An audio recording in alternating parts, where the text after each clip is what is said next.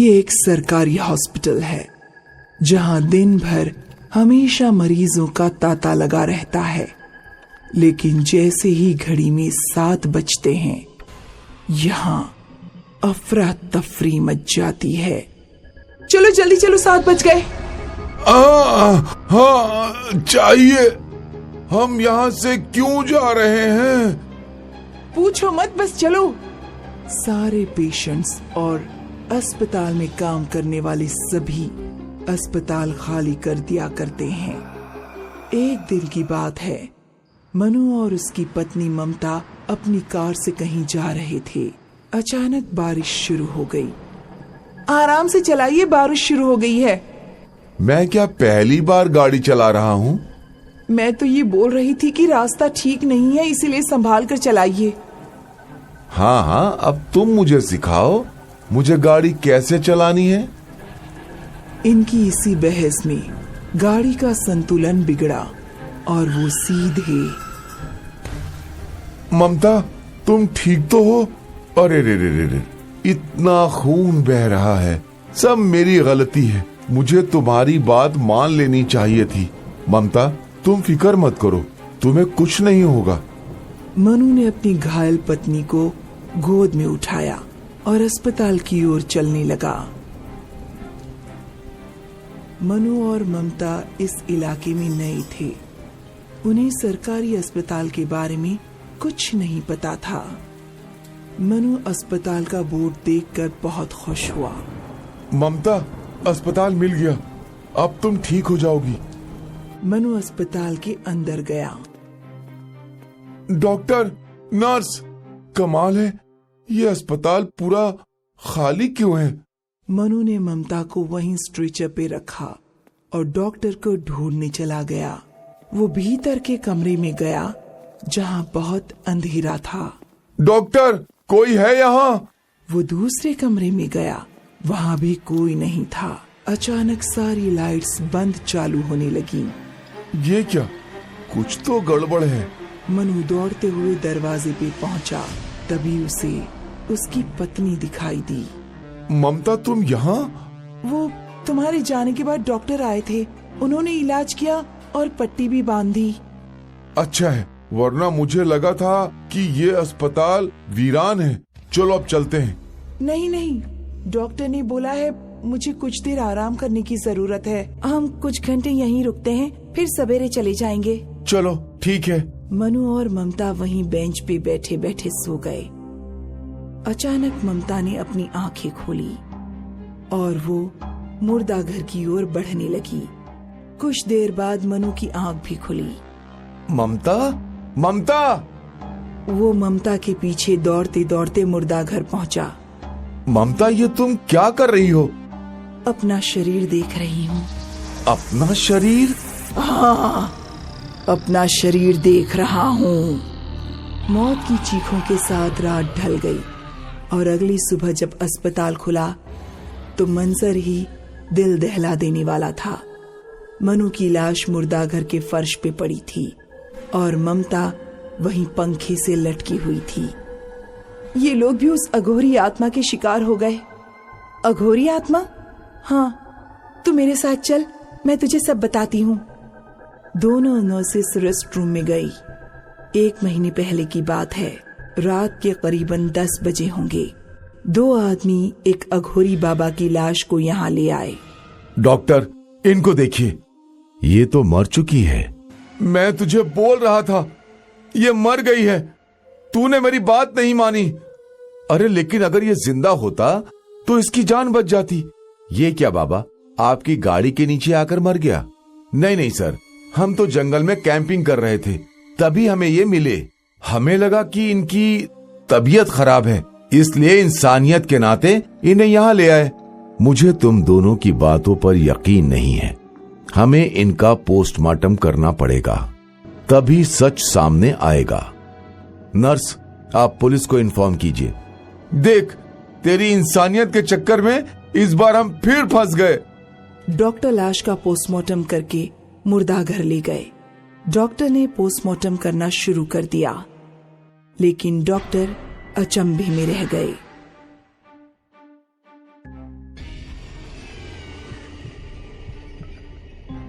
This is impossible. इसका पूरा शरीर मर गया है, लेकिन हार्ट चल रहा है। नर्स, तुरंत इस हार्ट को किसी और हार्ट पेशेंट को देने का इंतजाम करवाओ। जैसे ही डॉक्टर ने हार्ट की नर्व्स काटी, उस शरीर से उस अघोरी की आत्मा बाहर निकल आई। अरे ओ डॉक्टर, तूने मेरी तपस्या भंग कर दी, मुझे मार दिया। उस अघोरी की आत्मा ने पहले उस डॉक्टर का गला घोट दिया, फिर उस नर्स का।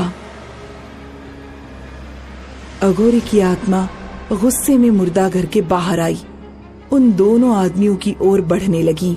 अघोरी की आत्मा ने उन दोनों आदमियों को गर्दन से उठा लिया और उनका गला दबाकर मार दिया। इस अस्पताल ने मेरी जान ली है। आज से मैं इस अस्पताल में किसी को जीने नहीं दूंगा। हा हा हा हा हा, यही है मेरा इंतकाम। उस दिन के बाद जो भी इस अस्पताल में 7 बजे के बाद आया, उसे उस अघोरी ने तड़पा तड़पा कर मार डाला। लेकिन इसमें तो ना उस डॉक्टर की ना उन लड़कों की गलती थी, वो तो सिर्फ मदद कर रहे थे। कुछ चीजें इंसानी दिमाग के परे हैं। ये अघोरी भी ऐसे ही हैं। अगर वो लड़के उस अघोरी को यहाँ नहीं लाते तो वो मरता नहीं, ना ही इतने सारे लोग मरते। तो इस अघोरी की आत्मा से छुटकारा पाने के लिए कोई उपाय नहीं है क्या? उपाय वो तो बहुत किए। 6 महीने पहले सारे डॉक्टर्स ने और नर्सिस ने मिलकर एक झाड़ फूंक करने वाले बाबा को बुलाया था। फिर झाड़ फूंक करने वाले बाबा ने दिन भर इस मुर्दा घर में बैठकर पूजा अर्चना की। पूरे अस्पताल में मंत्रों का शोर सुनाई दे रहा था। लेकिन जैसे ही 7 बजने वाले थे, सारे लोग यहाँ से बाहर चले गए, उस झाड़ फूंक करने वाले बाबा को छोड़कर। घड़ी में 7 बजते ही अघोरी की आत्मा सामने आ गई। मैं तुझे आदेश देता हूँ, इस अस्पताल को छोड़ के चला जा। तू मुझे आदेश देगा? सारे देवताओं का आवाहन करते हुए मैं तुझे इस अस्पताल से निकाल कर ही रहूंगा। मैं महादेव का भक्त हूँ, कोई शैतान नहीं। तो निर्दोषों की क्यों जान ले रहा है? इस अस्पताल ने मेरा खून किया, मेरा क्या दोष था? वो तो एक हादसा था। हादसा? तो ये सब मौत भी हादसा है। हा हा हा हा हा हा। और बस अगली सुबह उस झाड़ फूंक करने वाले बाबा की भी लाश मिली। अब भगवान ही जाने इस अघोरी की आत्मा का क्या उपाय है। बाप रे, क्या अब भी उस अघोरी की लाश मुर्दाघर में है? हाँ है। उसका अंतिम संस्कार क्यों नहीं कर देते? कोई उसके शरीर को छू ले तो अघोरी उसे मार देता है। मतलब और कोई रास्ता नहीं है? फिलहाल तो नहीं। अब तो हम यही कर सकते हैं कि जब भी घड़ी में 7 बजे तो हम अपनी जान बचाने के लिए इस अस्पताल को खाली कर दें। लेकिन आए दिन इस मुर्दा घर में किसी न किसी की लाश मिलती है और रात में अघोरी जोर जोर से हंसता है।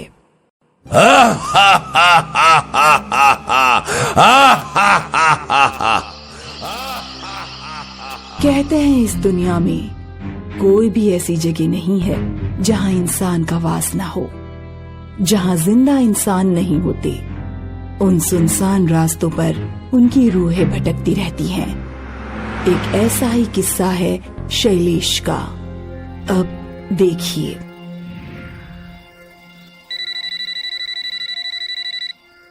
हाँ हेलो सीमा। नहीं, अभी ऑफिस का इवेंट खत्म हुआ है। ये लोग भी ना इतनी दूर इवेंट रखते हैं यार, कैब भी नहीं ले सकता, ऐप नहीं चल रहा है। खैर, यहाँ इस सड़क पर रुका हूँ, शायद कुछ मिल जाए। कैसी सुनसान जगह है ये, कुछ आ भी नहीं रहा इस तरफ। ये कमबख्त ऑटो वाले भी ना। सर प्लीज रुकिए सर, शायद कोई बड़ी गाड़ी आ रही है। वाह, बस है ये तो। अरे अरे रुको रुको रुको रुको, मार डालोगे क्या?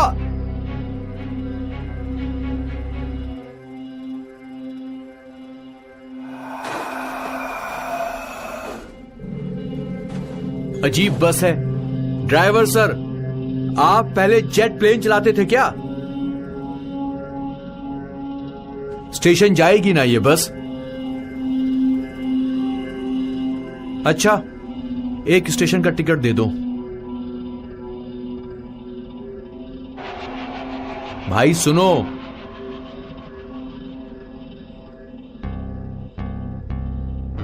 ड्राइवर भाई जरा संभाल कर, घर जाना है, चांद पर नहीं जाना।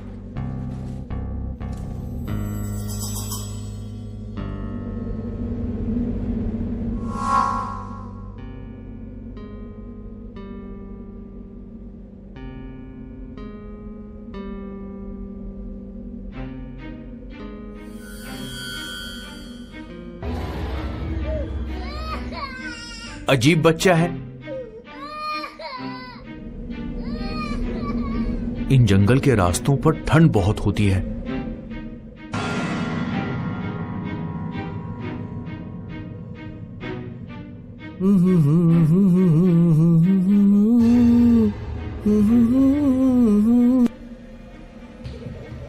भाई ये बस स्टेशन ही जा रही है ना? अरे ये स्टेशन का रास्ता ऐसा सुनसान कैसे? कंडक्टर भाई, मैंने आपसे कुछ पूछा। बड़ा अजीब है ये कंडक्टर। मैंने पूछा ये बस स्टेशन ही जा रही है ना?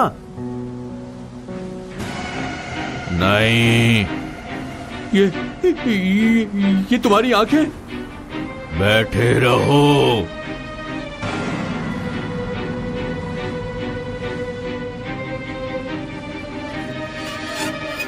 नहीं नहीं नहीं, ये सब क्या है? ये सब क्या है? नहीं,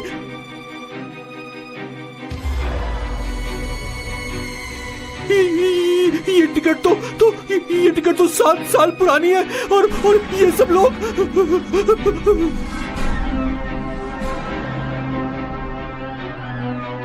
ये तो यही बस है, और ये पेपर 11 जून 2013। नहीं नहीं नहीं, मैं यहां नहीं रुक सकता। ड्राइवर ड्राइवर, बस रोको रोको, बस रोको।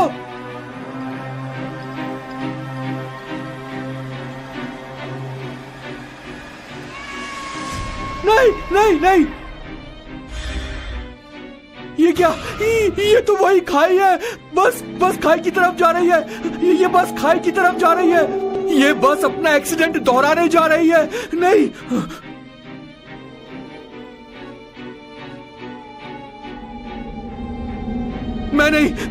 मैं यहां नहीं रह सकता। मैं यहां नहीं रह सकता। नहीं, ड्राइवर रोको, बस रोको प्लीज, मुझे जाने दो। कंडक्टर तुम कुछ करो ना प्लीज।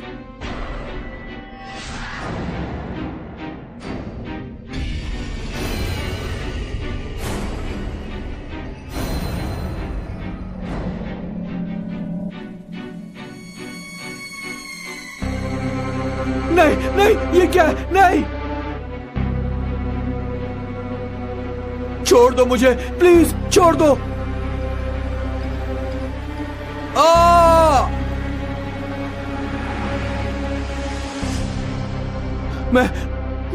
मैं ठीक हूं।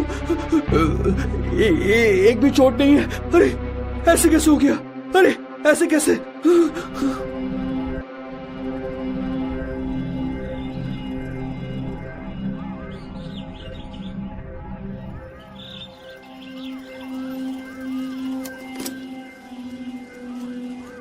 कुछ तकलीफ है बेटा?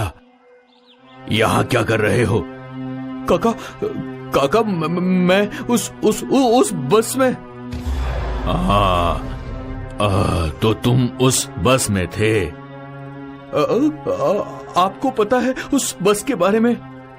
मैं सब कुछ जानता हूं। तुम खुशकिस्मत हो बेटा। वो बस नहीं, मौत की बस है। हर रात वो अपनी मौत का नजारा दोहराती है इसी सड़क पर। तुम बच गए।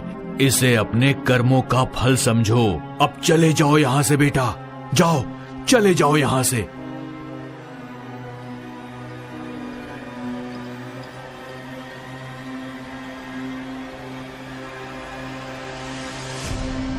शैलेश तो उस रात बच गया, पर पता नहीं इस मौत की बस ने कितनों का शिकार किया है। अपनी दर्दनाक मौत का नजारा ये बस पता नहीं यूं ही दोहराती रहेगी।